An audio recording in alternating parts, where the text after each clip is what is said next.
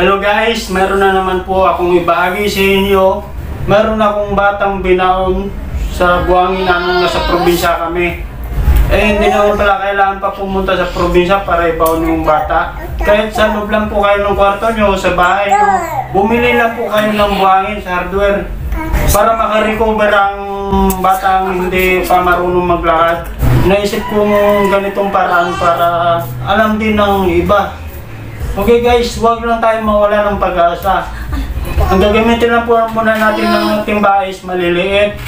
Tapos pwede naman po natin siya ibaon sa urukan na malaki o kaya drum. Ang kakailanganin noon, marami ng buhangin. Bistay po to guys, yung ginagamit sa mga finishing sa bahay. Bistay po ito.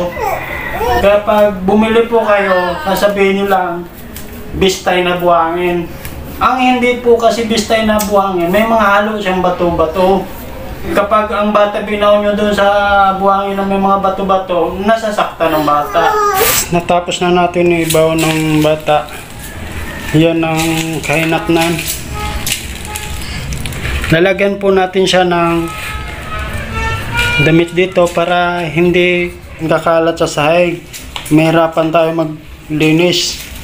Okay guys, sana ang video na to ay nakadagdag sa inyong kaisipan at kapagbigay sa inyo ng magandang idea.